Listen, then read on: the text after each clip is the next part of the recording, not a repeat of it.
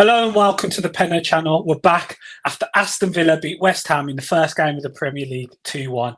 Before we start, as always, if you could subscribe if you're new around here, and also comment and let us know your thoughts regarding the game, the performance and the result at the end of the show or during the chat. Bro, you're back with me again to go through all the things, give a match review and our thoughts regarding it. What a performance, what a result. And how nice is it to have a Sunday after your team win on a Saturday? Your Saturday night's blessed and your Sunday's just nice and blessed as well. How good does it feel as well to be able to podcast after a win? It's the best feeling. It's the best feeling. And not just a win, but a good performance as well, man. So yeah, you're buzzing, I'm buzzing, Villa fans are buzzing. And I just can't wait to talk about the game with you, man. Yeah, bro. Just mad because we went into it on the cautious side of things with our predictions as well. We knew it was going to be a tough game.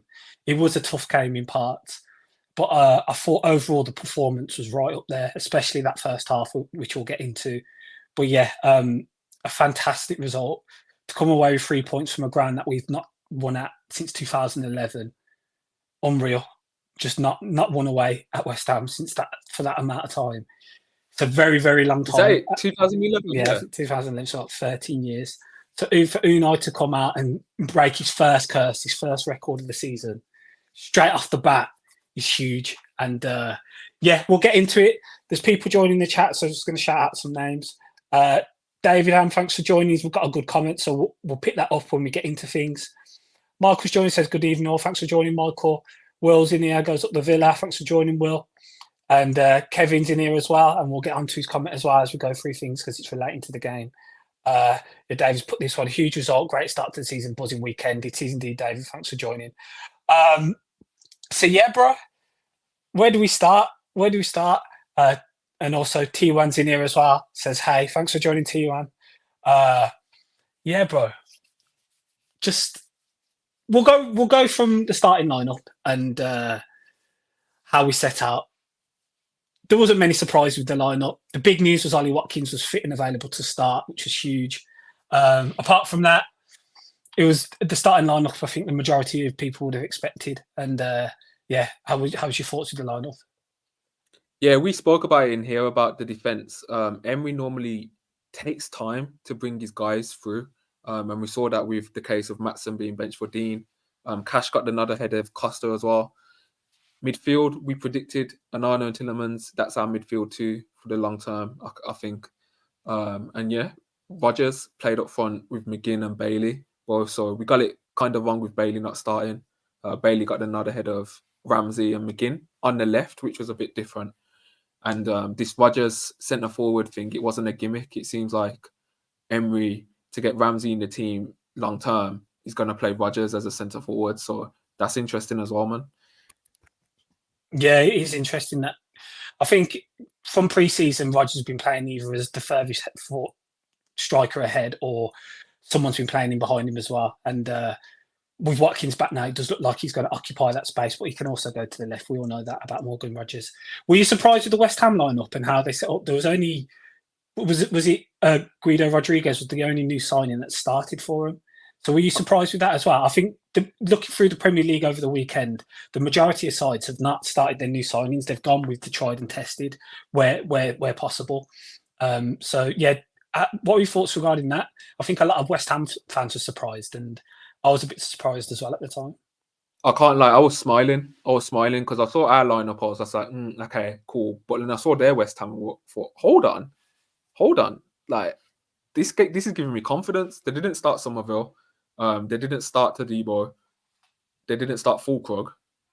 And they didn't start Wan-Bissaka. So I thought, you know what? We got a chance here, We got a chance. When I seen Souček starting, bro, like I'm one of them people that thinks Souček is the most overrated footballer in the Premier League, bar none. Like he's up there. Like when he's on the ball, if you zone in and watch him, bro, if you zone in and watch this guy, bro, off the ball, I'm telling you, man, this guy is not good. So when I saw Souček starting, I thought, yes, okay, cool. We might dominate the midfield a bit with the ball. And yeah, that's kind of how it played out in the first half. Yeah, I forgot Max Kilman started as well. So yeah, it was two of their signings that started. I think the story of the game, Souček was probably their most dangerous player and created their goal and had a big chance, but we'll get onto that. But yeah, I do get where you're coming from with Souček at times. So yeah, bro, the teams were out. We all know Emery's record against Lopetgui is not the best anyway. So that was another thing against him. He seems to have the upper hand of him, whether it was in Spain or his time at Wolves as well. So yeah, we get into this one. First few minutes, all you want to do is you want to calm the atmosphere. You want to control the tempo of the game. You know, it's going to be a huge atmosphere for West Ham because they've got a new manager. They've made loads of new signings. It's a big change for them. A lot of West Ham fans have moaned about David Moyes and his style of play, and they were just expecting big things from the offset. I'm sure they were maybe a bit put off because their team was lacking a number of the signings that they probably came to see starting. But what a start! Before that, a few minutes into it, Souček had like a shot that went wide.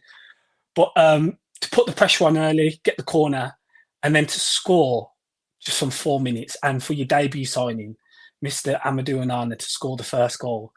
It's just, you can't write the script any better than that. That's the perfect start, and that's what you want going straight into a game like that. Yeah, I always feel with Villa, from the first couple of actions, you can kind of tell the type of game we're going to play and if we're on it or not. And our first few actions from the kickoff were good. We controlled the game. We were getting through their midfield. We were getting the ball higher up and quickly as well. It wasn't a lot of build-up play or not passing at the right time. So I grew in confidence from that straight away. And yeah, man, Onana, our new set piece. For how big does this guy look when he's on the pitch? His stature's insane. Like, remember when me and you grew up and we used to play Pro Evo? You know when you could get them customized characters and then you get like giants on the pitch, bro.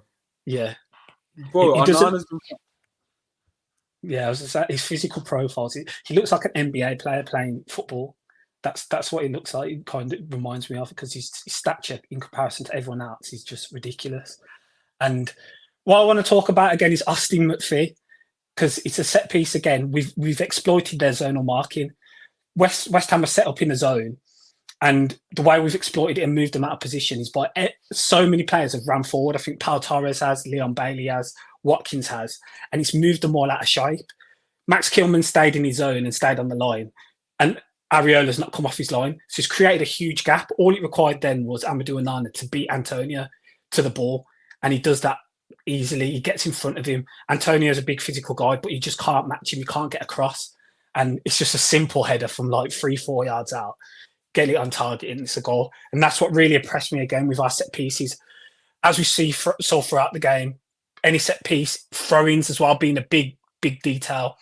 Throw-ins, long throw-ins, the amount of long throw-ins we were doing the first half, we're looking to target Onana off that. And that's another thing with his profile. We can use his stature and his presence and his aerial winning ability to our advantage. And with that set piece, it was just fantastic to see the amount of players that just ran forward, and it just absolutely obliterated their zone and gave Onana all that space to score. Yeah, and I think the NBA point that you've made, him being a basketball player, is such a good point, because that felt like a Shaquille O'Neal slam dunk, that corner. Like, it was almost just comical how, like, dominant he was. Bro, he was literally that close to the goal as well, and the ball, Areola doesn't even move. Like, he's too quick for him. And Onana just runs up and celebrates. So, yeah, man, big up Austin McPhee. Do not understand why people say this guy needs to go or he's not good enough, man. We have some of the best attacking statistics in Europe. From set pieces, He's so good. He's so good. And, man, getting to add Onana, not even just offensively, but defensively as well. I think we saw later in the game, there was a cross that came in and he just heads the ball out. And previous Villa, that would have just gone over whoever said it was there and they would have had a big chance. But defensively, man, that's going to be just as much of a plus as it is attacking-wise.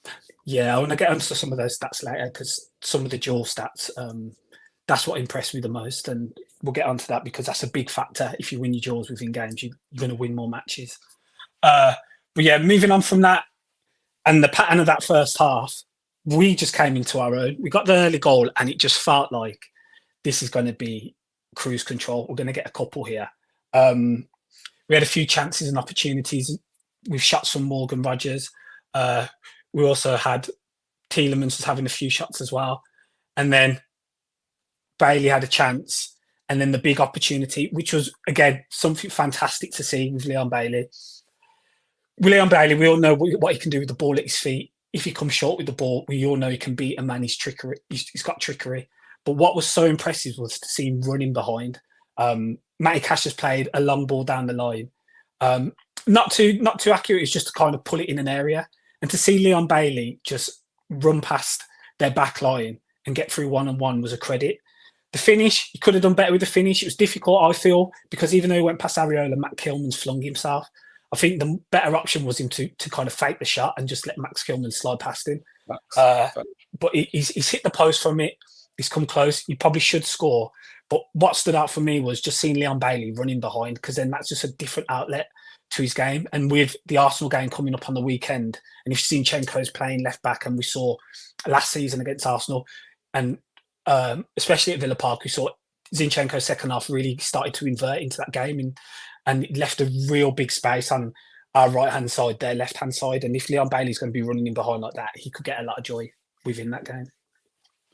Yeah, I'm going to probably be a bit more generous to Cash for the pass. I think he's looked up and he's seen him, and I do think it's a good ball. And in Leon's touch and control, so underrated, man. Like, I watched the clip back earlier, and to do that with the ball coming over your head, and then you take it around the keeper as well, to have that vision to see the keeper coming, it would have been such a beautiful goal. And I agree with you, man. If he just fakes when Kilman slides, then he's got an even easier tapping. But yeah, I'm not going to get onto him too much for missing a chance.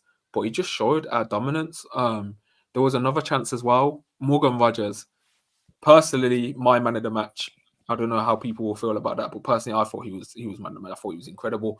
But him getting the ball deep in the half and running, he's got 2 Villa players either side, but he uses them as decoys. He fakes the shot, and he gets off a good chance in the area. He's a good save from Areola as well. So yeah, man, loved Rogers' performance. And the amount of young talent we have in this squad now is just ridiculous. Yeah, that's something we'll get onto for sure, because it really showed and came through in that second half. Another massive chance we have, John McGinn. It can just so close. It just felt like as that half went on, we should have just put the game to bed, and we'll get on to West Ham's goal. But yeah, John McGinn has another chance, just goes narrowly wide on his right foot after initially hit it. I don't know if that would have been disallowed, because I think it did come up and hit his arm. You couldn't quite tell because the camera there was a guy in front, so the camera angles, you couldn't quite tell. But with the second opportunity, he hits it and it just goes narrowly past the post. And you're thinking, oh, Villa, we might ruin these opportunities, just pull them away, because we're so on top, we're so dominant. The performance we would have all wanted. We just wanted to get a few more goals to, justify the performance that we'd put in. Yeah. And I was thinking as well, West Ham are just not going to be this bad, because honestly, me personally, I don't know how you feel about Lopetgui, but again, I think he's an overrated manager, and I think he will get sacked by West Ham this year, like genuinely, whichever part of the season. For I'm not a fan of Lopetgui. His defensive numbers at Wolves were not good in that stint, and he got a bit lucky, in my opinion. Yeah, all the Wolves fans, I was just on Lopetgui, all the Wolves fans I know don't rate him at all. Nah, I think he's very, very, very overrated. Yeah. But their man-to-man press, and they were so high trying to get the ball off us, and we were just exposing it. And even as a Villa fan, it felt, whoa, we're getting a lot more space than we're used to here with some of the transitions we were getting into. So yeah, my feeling, like yours, was just like, please, Villa, take the chances. Like, me and you are both people that love to get chances, and we don't get too upset if we miss it, because it's a good indicator that you'll score.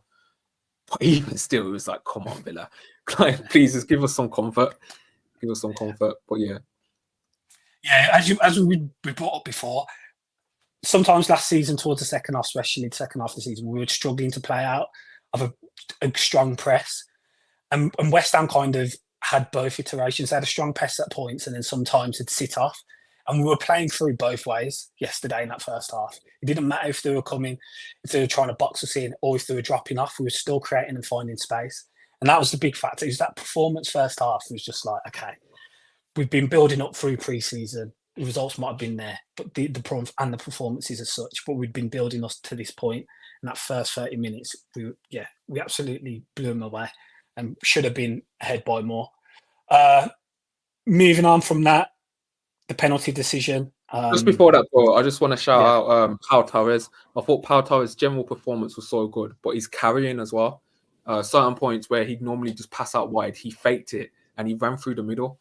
because he saw early tactically how much space they were giving up because they were going man to man. So Torres, if he beats one player, he knows he's going to have space. Someone else from their team is going to cover, and then he's going to draw out another player for another one of our guys to be free. And he was just so good to see him on the ball. I thought his passing was nice as well. Just the one downside I had of him was there was one chance where he was going towards the goal. He's got Dean on his left, and he's got two of our most attacking players to the right of him. And he went for Dean. I was like, what are you doing, man? Like, he just slowed the whole transition down, and then Dean cuts back and that. So that's the only one little criticism I'd have of him. But apart from that, yeah, he's passing. That's the part Torres we signed. That's the part Torres we signed. Him and Eric Conza's numbers were flawless yesterday, and especially their duels. They had 100% duels, aerial and ground. So like, you can't really ask for more from your centre backs. And we saw how Pau Torres was playing out from the back as well. Just an outstanding performance from both, and came at the right time for Pau Torres for sure, because some people were getting on his case a little bit. I didn't agree with that. It's just pre-season for me. Yeah, after the Dortmund game, yeah, but flawless yesterday. Just unbelievable on the ball. Had great aerial numbers as well. And yeah, just a top performance from Pau Torres and Ezri Konsa as well. Moving on from that, bro, the penalty incident. So it's all smooth sailing. We're coasting. You just think the second goal is going to come soon. And then the penalty incident. For me, it's not a penalty. Matty Cash plays the ball. We've seen that happen a number of times before. Once a referee gives it, we know how VAR works. They're not going to overturn it from that point. But yeah, just one of those decisions that just wasn't a penalty. And I think Matty Cash actually did quite well in that instance.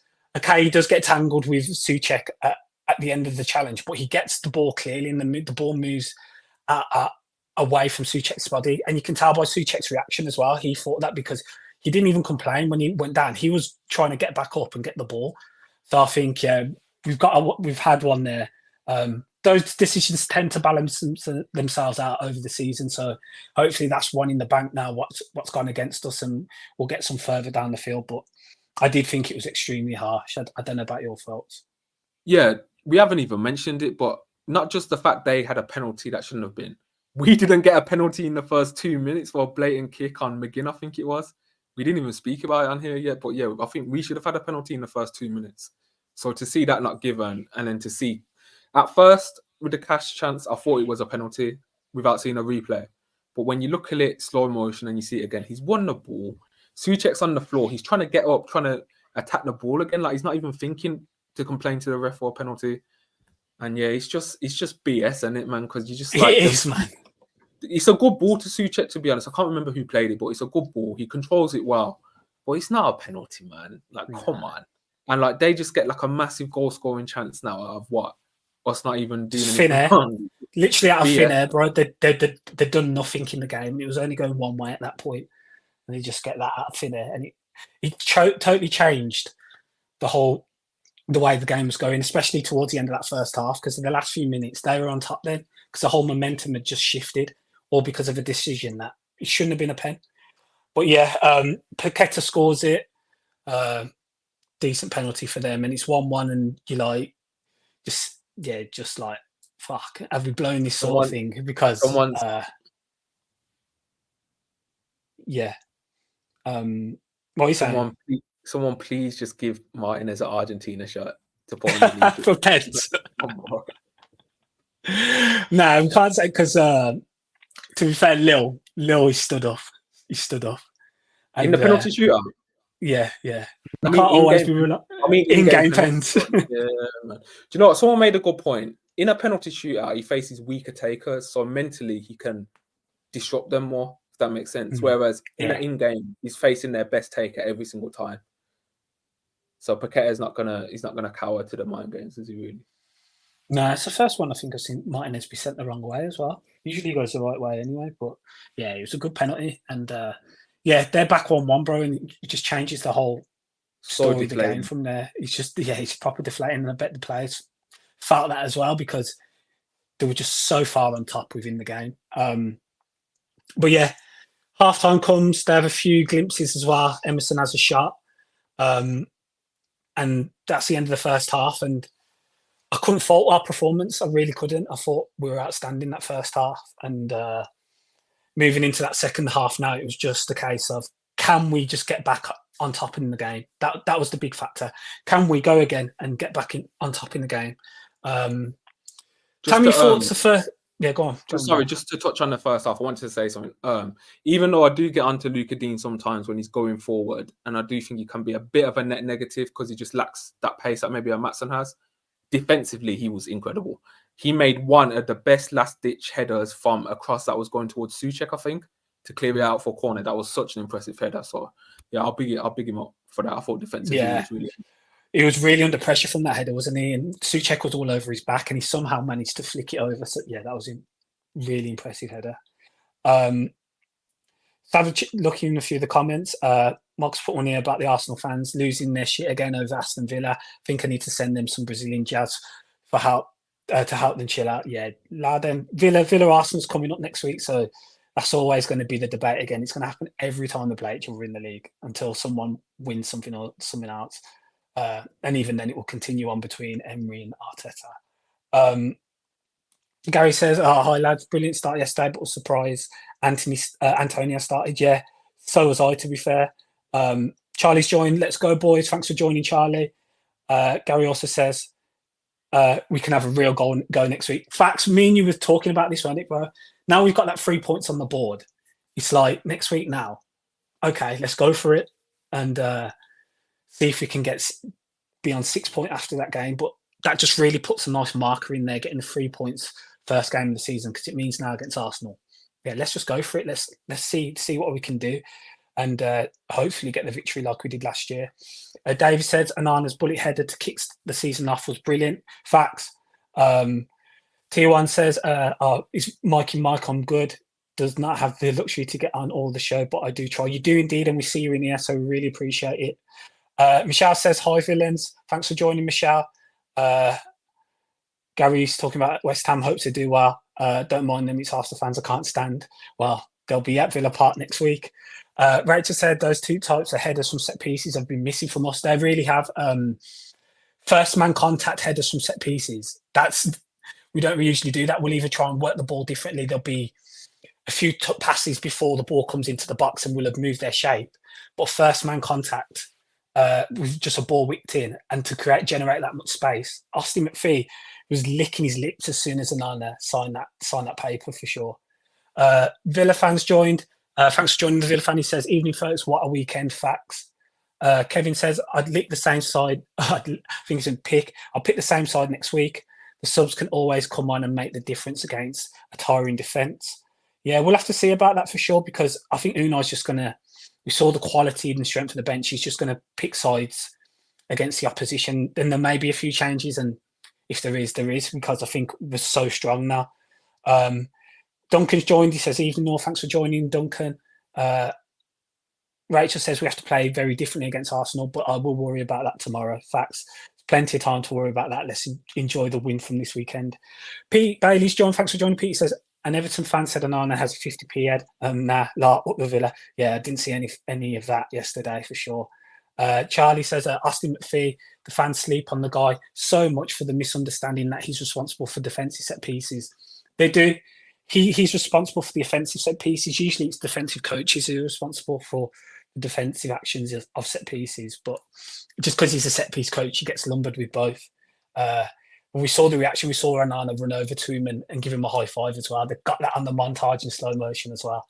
Gary H says, Stone Cold Austin McPhee. Duncan says, laughable penalty yesterday. Hey, I'm stealing that one. Stone Cold Austin McPhee. You having that? Yeah. You having that now? I'm stealing that one. Yeah, Duncan also says Onana was bought from McPhee.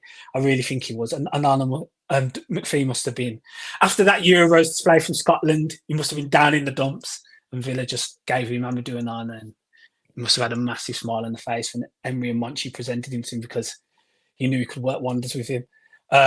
David Ham says Cash giving away the penalty was an unfortunate moment. Other than that, he had a really good game. Facts.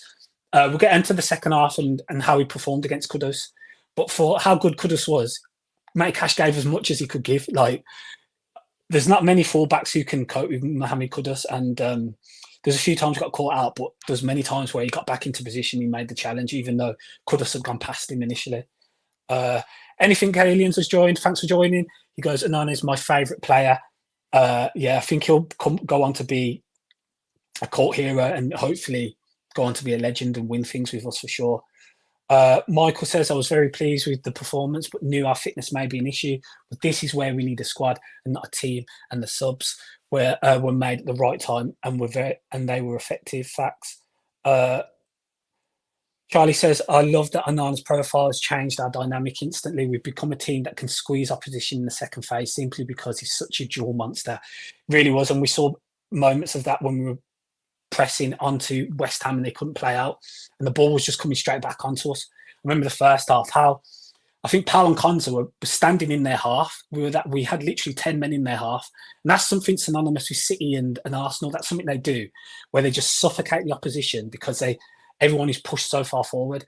And that was due to Onana as well being in that position, because they're scared of him just picking the ball up from duels. So they'll play long and the ball just comes straight back to us. And that was evident within the game. Gary says, talking about the game next week, and we'll have a preview for that. But yeah, Timber must be close now. He did come on, but they did start with Zinchenko. And Rachel says, yeah, I think it will be Timber or Calafiori plays. Yeah, potentially that will be the case as well. They might come in because they might see us as more as a threat as Wolves were. Gary says, not having a go at Cash. We'll miss him when he goes. He's 100%er. Yeah, we'll see what happens with Cash this season. I think he'll stick around now. But we do have Kostan Nedeljkovic, who came on yesterday, 18 years of age. See what happens with him if we do bring in another right-back, centre-back, which has been rumoured. Duncan says Tielemans was man of the match for me, but close. I thought Tielemans was quality. I think we spoke in the week, bro. I was like saying Tielemans control and dictating the play. Obviously, with Dougie now missing, it kind of falls on Tielemans now to dictate the play and control the passing lanes and control the tempo we play at. And I thought in the first half, he did that so well. We played at our tempo, our pace, and we didn't rush anything. And Tielemans was integral in that. And at elements of the second half, he also did that as well. Yeah, as Kevin says, Tielemans played well, controlling everything, aka Luis-esque. A few more comments regarding we need something else to come in the right centre back, right back slot, but it may not happen. Yeah, it may not. And Rachel says she agrees with you, bro. Gary says that Bailey miss had me worried, to be honest, but we won in the end. Yeah, and the Villa fan says, I know I'm off topic, but does anyone think we still get Gertruda this window? He's a must-buy, as we desperately need more cover on the right side of our defence, and Cash can be injury-prone. Yeah, what do you think about that, bro? Gertruda? Yeah. Last time I saw reports in Holland saying that it's close to signing a new deal. So I think the deal just depended on Carlos going, and Fulham bid for Anderson instead. I don't know if that's still active or not. So yeah, it depends on Carlos, man. Like we seen yesterday, Enzo Baranachea and Ilin Jr., poor guys, just moved to Villa, not even making the squad. Yeah. Like people are on about they're not registered. Like what? No, they are registered. It's just 9 subs on the bench. So yeah, man, it's going to depend on people being taken out of the squad or not. Because I've said it before on here, the squad's bloated, man. The squad's bloated, and we need to just reduce the squad numbers a little bit. Yeah, for sure. It does depend, and obviously with Unai coming out and saying now that it looks like Alex Moreno is going to be leaving, so that's another body down. Cameron Archer played for Southampton, and he's gone now. Albeit, did you see the Alan Nixon article? Obviously, there's nothing in that at all about it being a bridge transfer, but we bought him back, so shouldn't be anything in that regard. Duncan says Torres was rock solid yesterday. He was unbelievable performance. Pete says, why ain't people liking? I'm the only one so far. I love the Penos pod. Thanks, Peter. Really appreciate that. And yeah, guys, if you could like the stream, please, and subscribe if you're new around here as well. We really appreciate your support, and we're just trying to grow. Gary says Powell was the main man defensively yesterday. He was, but I thought Konza had an outstanding game as well. I just think we're used to Konza's level, but he had a quality game as well. A few more. Duncan and Onana is the key signing this year. Aerial presence, attack and defence. Yeah, for sure. Gary, scandalous Tony not playing today for Brentford, but Gary did. Says a lot about the man. Yeah, we'll go in. Different game, but I think Tony will be on the move. The Villa fan, he says the one issue we're having is the space in our squad. The only way we get him in is if someone like Moreno leaves, which is very likely now, according to Emery. Yeah, facts. Just as we said, yeah, facts. Yeah, a few more. Yeah, Gary says Duran's still not 100% staying, according to Emery. We'll get onto that in the second half. Yeah, Brian, I think that's it. There's a few more. Yeah, I think Michael said good one about it's a different pressure in a penalty shootout. That is true. Actually, you can get in people's heads more, and as my bro said, it's not the main taker taking all five, so you can get into their heads if they're not used to it. Yeah, bro. I think that's it. We can move on. So yeah, the second half. How do you think we coped and played in that first 15, the second half? I can't really remember too tough how it went. It did feel like they had a bit more of the ball though, and it did feel like they were getting the ball higher up the pitch. So yeah, it felt like they must have got a rollicking at half time because they were not good that first half, and they improved in the second half. I think Kudus got on the ball a lot more. He's their creative spark. He's the guy that gets the fans off the seat. He's the guy with the imagination, the genius on the ball. So it was more us having to deal with him. And yeah, I think even Antonio started getting a couple of chances as well. I think he had a header that just went over. That was a pretty big chance. So yeah, I think we started a bit flat and they came out firing a bit more.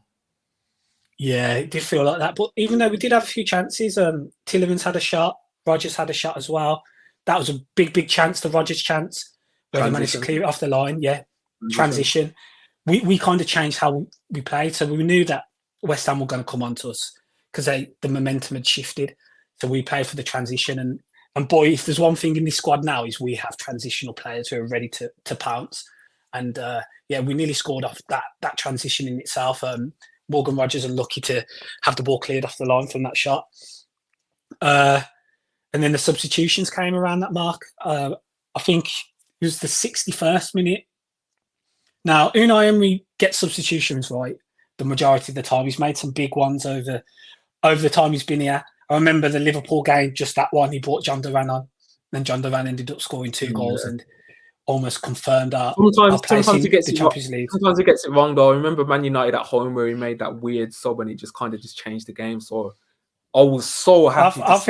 I think more or less he gets them right though, but there's a few more games where he's got it right than wrong. To be honest, I was so happy to see these subs, man, because they're just the correct sub. These are the subs that you scream out in the game, but you never think it's gonna happen. And when you actually just see it happening, playing out how you want, he's perfect, man. The first 2 subs come at the 62nd minute. Watkins, we know he's had a back injury. He didn't travel to Dortmund. He was rusty yesterday. We all know that wasn't the real version of Watkins. Yeah. But how good is it just to have a backup in Duran?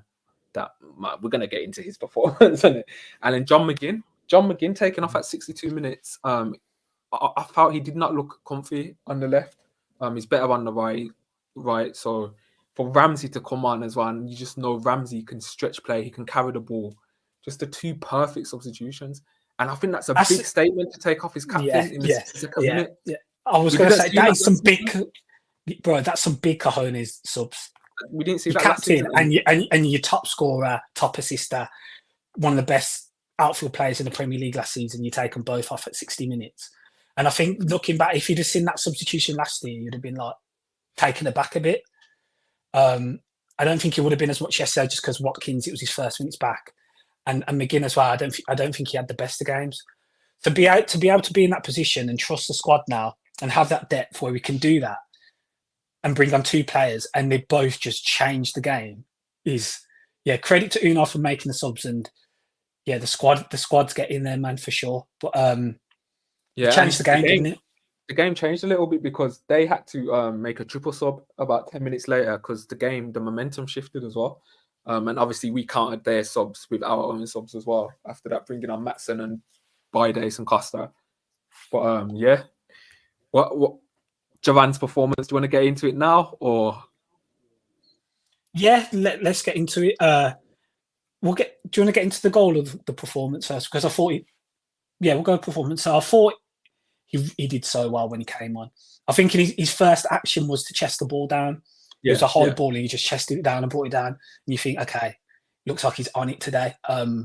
Just from that, he was getting about the pitch, and after everything that's gone on this summer, you don't know the mood that he's in, how he's going to play. Really, you're not sure. You could still be leaving for all we know. So to see him just be on it from the off just shows that, okay, at least he's committed to these minutes he's spending on the pitch. So that first action was huge, and then there was elements in his game then where he started holding the ball off, started playing off with neat one touches. I remember the one in the centre circle, neat little fit round the corner to Ramsey. Flicks, man. Yeah, he was just growing into the game, and then he has the first big opportunity. Now, as a striker, I think it's one of those where all strikers would say you take the shot. I think other outfield players would say you square it. But it was a good position, lovely little ball from Digne down the line to find it into space. The ball was hard. Really lovely, and we played their line well because Koufal was just getting out of position all the time, and we were exploiting Koufal in his positioning. He kept getting out the shape. He was pushed so high, and then their back three was just in the line, and we could run the line then, and we weren't getting offside. Duran's timed his run perfectly, arched his run, and he should score or he should square it. But it was his first sighter. He missed, but when he got the second opportunity, he banged it in the back of the net. And bro, your thoughts on that goal? Because after the substitutions again with Villan and Maatsen coming on as well, what a goal! That Duran performance might be one of the best cameos I've seen from a Villa player off the bench. That's a huge statement. Yeah, it had everything. For us to be a draw in, West Ham having the momentum, Duran got on the field and he completely stretched their play. He got us sort of up the pitch quicker, and he was an in-behind threat. And that ball from Dean for that chance, it was a beautiful ball. But Dean knows that he was going to make that run constantly. And 100% Duran should pass. Ramsey's there for a tap-in. He has to pass. I get that it's the West Ham factor in that.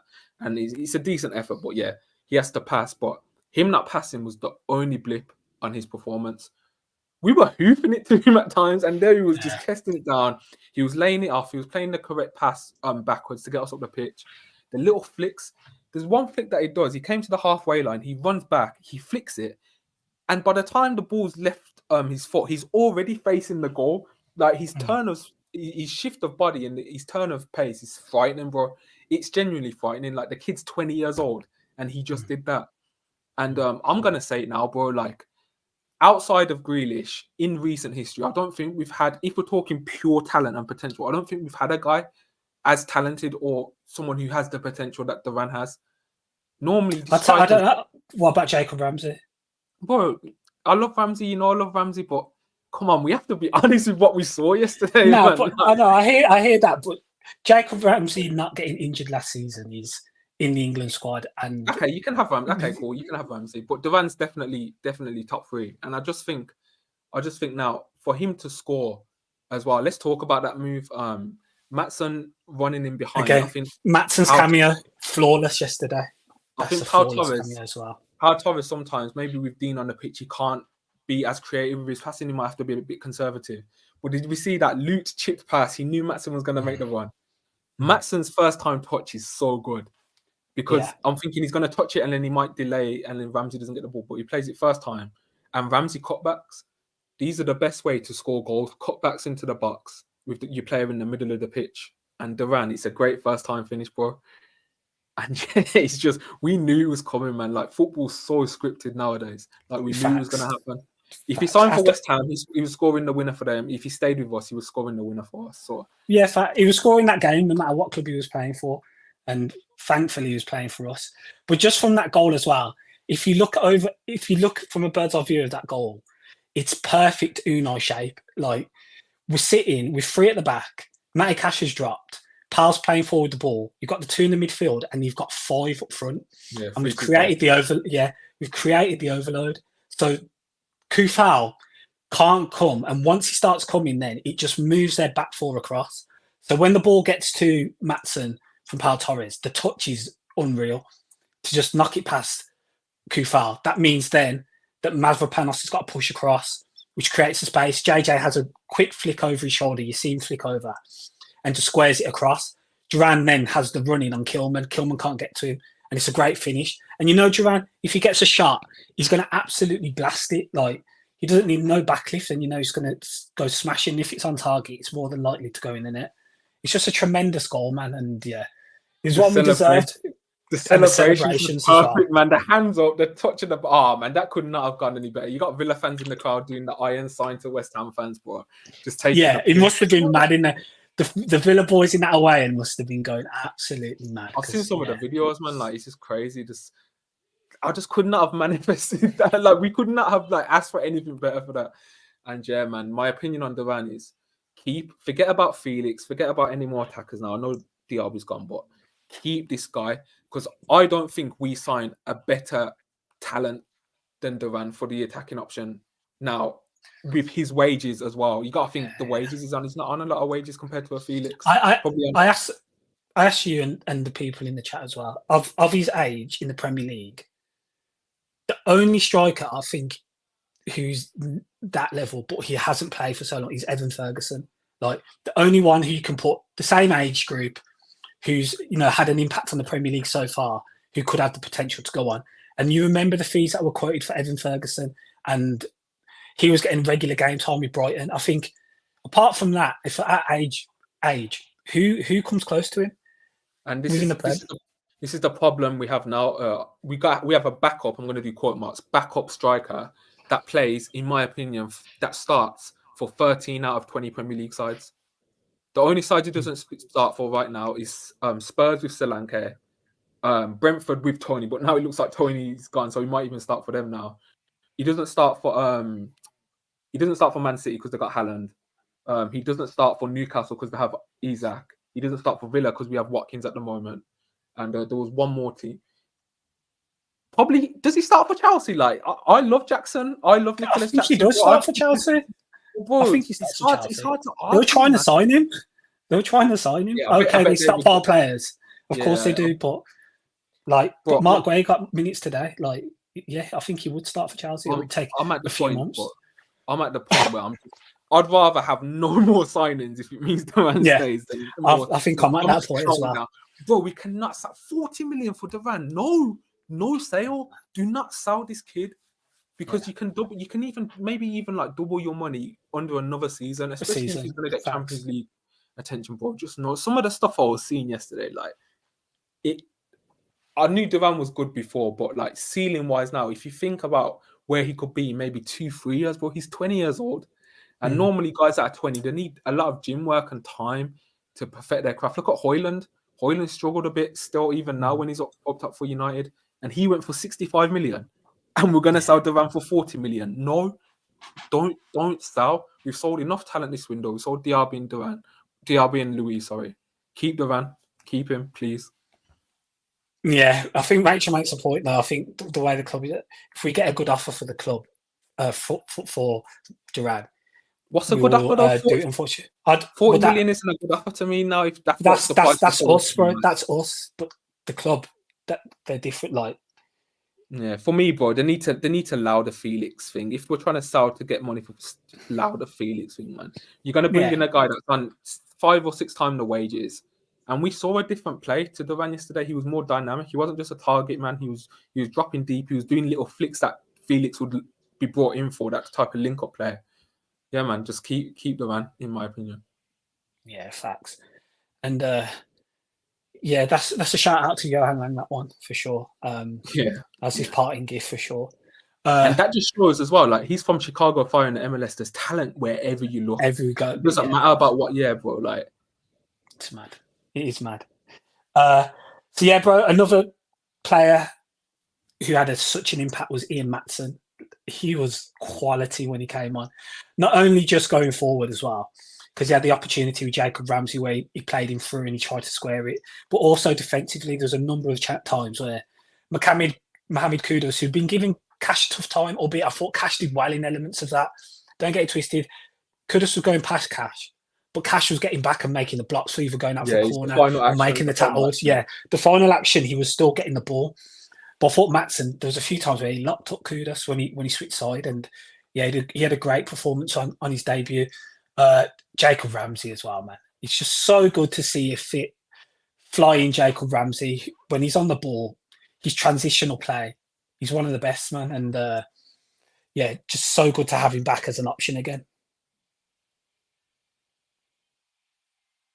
Do you want to talk about another chance that we had with well, we had like 2 half chances. There was one where Maatsen got into space and he kind of crossed it, and we had like 2-3 players available, but I think it was Kilman or Mavropanos that put in a last ditch slide tackle that was really impressive.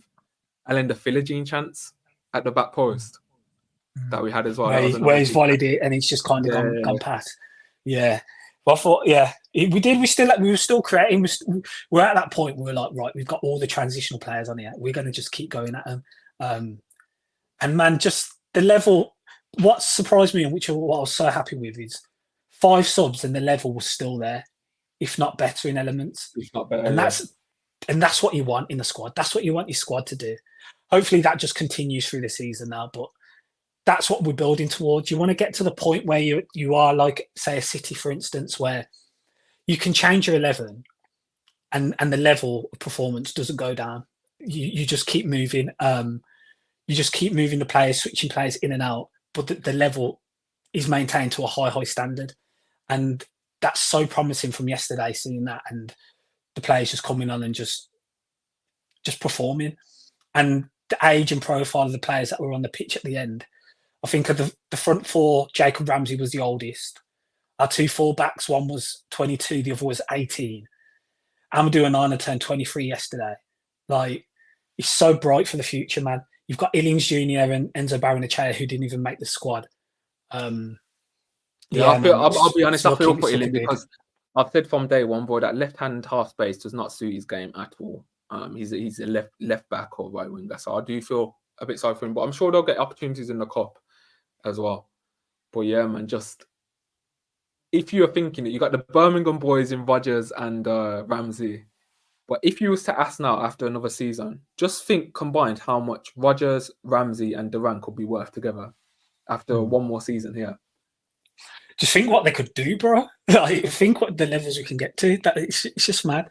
If we can just keep this core, yeah. Oh, and another thing about keeping Duran as well is if we're thinking long term, the pressure is off us in terms of getting a bid for Watkins, because we know his ready-made replacement is already here. Another season of experience. So if we sell Watkins, let's just say, I don't want to sell Watkins, but let's just say if we have to next summer, there's no panic to rush out and get a striker. Like, Duran's there. You have that option in Duran. So yeah, that's another reason why I just want him to stay, man. It could just work out so ideally for us. Yeah, for sure. This window especially, I want him to stay now, and we'll see what happens. We've got no control of it, so we'll see what happens. Yeah, but yeah, just going on towards it. That could be a Benteke. I know you'd really be devastated. I know your love for Duran. I love Duran. But your love for Duran is, yeah, I know, bro. I hear it. I do hear it. It's glazing. But I'll accept it, bro. Anyway, going back to it then, the last 5-10, West Ham Villa strikers. The man who, long in our past now, even though it was a few seasons ago, if that, Danny Ings comes on and nearly scores the equaliser, and you're thinking, oh my God. The guy who Duran replaced. Yeah, facts. That would have been Emery. the buzzkill of all time. that would have sent the levels straight down if Danny Ings equalised. But it could have been the story, man. Fresh from Turkey with that fresh hairline. Could have been the story, but thankfully he didn't. Emery was fantastic, and shout out Emery again yesterday. He's cross collecting. Just there was so many times the ball came into the area, and West Ham were trying to put us under big pressure, and Emery just Emery just commanded the box. He was coming out for the ball, catching it, not punching, catching the ball from crosses. And I think Emery had kind of dropped off a bit doing that last season towards the end of it. He wasn't being as dominant as we know Emery can be. But I thought yesterday he was just showing his dominance again. And he came and collected a few, and I thought, yeah, cold. He just takes the pressure away from the whole back four. And us defending as a team when Emery's in that mood. But Well, yeah, fair play to West Ham, because they stuck it on us at the end and they made us really nervous towards they had some big chances. Even going back to the chance, was it after the chance where Kudus does the Rabona and Souček has that chance. Then there was another chance as well where I think, was it Kudus that came onto the right and he kind of skinned Maatsen and then he put the ball in for the Souček chance at the end where Kans had to deal with it. So they made it nervous. So credit to West Ham, man. They didn't give up. West Ham used to do that with David Moyes all the time. Even if they were behind, they'd start putting the ball in the box. And Crescendo Somerville came on and he was doing bits. To be fair, he made a good impression and he was getting inside. I think Costa looked a bit apprehensive at times, going, he didn't know whether to stick or to drop. Expected his 18-year-old making his debut in the Premier League. Like, that's a madness in itself. But yeah, he kind of tried to stick his leg out for one, and the ball came across. That was for the Ings header. Martinez made the save. And then the big one at the end, Ezri Konsa, man, unreal defending. He just does enough to put Souček off because the header's come across anyway. It's going wide, I think. And he's just kind of hit him on the shoulder as he's coming out. And Konsa's just done enough. The XG on that chance was ridiculous. I think they had it in the 0.67s. Some had it in the 0.9s, which I think was a bit excessive. But yeah, to get in front of that and Souček just to hit it over the bar, that was just everything, man. And shout out Ezri and Pal, because their numbers were outstanding, as I said. They won 100% of the ground and aerial duels. That's flawless for me, because that's a huge factor. And the duel numbers in general from the game, bro. Duels in total, West Ham had 43. We had 62. Ground duels, they won 37% of theirs. We won 63% of our ground duels. Aerial duels won. They won 52 and we won 48. Now, against a West Ham side, which can heavily overload the ball in the air, especially when Souček's playing, Antonio's playing, they have big defenders as well. I think those are good numbers. Those are good numbers for sure to match him in the aerial duels and in the aerial dominance, because they can hurt you. And especially under Moyes, even though it's a different manager, they kind of went back to type and started putting the ball in the box, and we were dealing with the pressure of that, heading the ball clear. Onana was a big part of that as well. He was getting his head to the balls that were coming into the box. So those numbers in regard to our dual success rate, they were big factors in us getting the 3 points yesterday. And yeah, as you say, man, winning duels is one of the most important things in the game. Yeah. I loved Tielemans' performance. There was one little thing that he did. Sorry, just to move on to Tielemans now. There was one little thing that he did where they came to take the ball off him, and he just feints it, and he goes the other way, like little dragbacks and stuff, where he just finds the pocket. One thing I'll just say on Tielemans, though, is that he'll probably cut out of his game is trying to beat a man with athleticism. I don't think that's his game. Like, he tried it a couple of times, and our CBs were split at one point.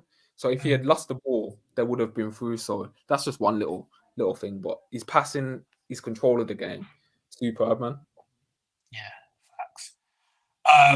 So yeah, bro, mad 3 points, just unreal start, man. And you can just relax and enjoy the rest of the week until we come up to Arsenal. And even then, the Arsenal game is a massive game, but it's just nice to have that buffer, the 3 points going into it, and we can just early, go out. Though, we can just, it has come early, and now Everton the standard procedure, 3 points. Facts. We never win opening day. It's so rare for us. The Everton home normally comes after a loss, so yeah, that's why we ain't got them home. Facts. Fantastic for United to get one over Lopetgui, because he does struggle against him usually, so that's big. To beat him at home when they've got a new manager and new signings, that's huge. And to reduce them to the chances they did have when Kudus was on, performing like that was also massive as well. So yeah, just fantastic performance, fantastic result. No complaints from me. And we move on to the next one. A few things to come out. Obviously, it looks like Bubba potentially might be back on the grass in a month's time, which is huge. Yeah, can't wait to see him back and playing for Villa. Mings hopefully will be sooner than that and be back in the squad as well. So can't wait to see them both back in the squad as well. Another thing, to have players like Ross Barkley, Emi Buendia not even getting on the pitch yesterday, shows a lot about the squad we have now. new signing Ross Barkley, some might have thought we'd have been starting at some points throughout pre-season, especially when we signed him as well. So he isn't even getting on the pitch. That just shows the depth and quality that we do have in the squad now.